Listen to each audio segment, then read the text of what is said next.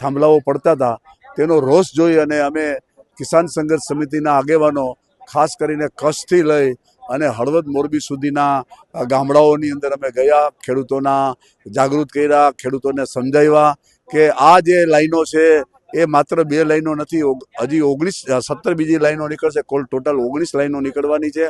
અને આ કંપની ધંધો કરવા નીકળી છે તો એનું વળતર પણ આપણને લાંબા ગાળાનું મળવું જોઈએ। ખેડૂતોના ખેતરમાં થાંભલો પડે તો એ થાંભલાના કોરિડોર નીચે 67 મીટર કોરિડોર નીચે આવી જતી જમીનમાં ખેડૂતોનું જે કાંઈ બાંધકામ હોય, કૂવાઓ હોય, બોર હોય, પશુ રહેઠાણ હોય, ગોડાઉન હોય, એ ગોડાઉનના કઈ રીતે વળતર આપવા, થાંભલાનું કઈ રીતે વળતર આપવું અને આવનારા સમયમાં 29 વર્ષની એની જે આખી જે યોજના છે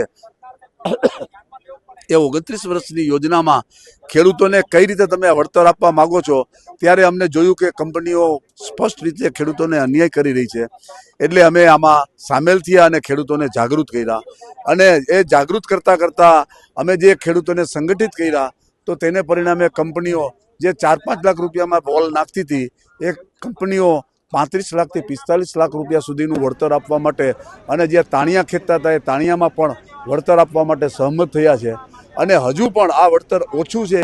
એવું ખેડૂતો અને અમે માની રહ્યા છીએ। ત્યારે અમે અમારા ખેડૂતોની સંગઠિત વાત લઈ અને સરકાર પાસે જવા માગતા હતા। જે કાર્યક્રમ હતો એ રાજ્ય સરકારને અલ્ટિમેટમ આપવા માટેનો કાર્યક્રમ હતો અને રાજ્ય સરકારને અલ્ટિમેટમ આપી અને અમે કહેવા માગતા હતા કે તમે આ ખેડૂતોના આ પ્રશ્નો છે એને સાંભળો।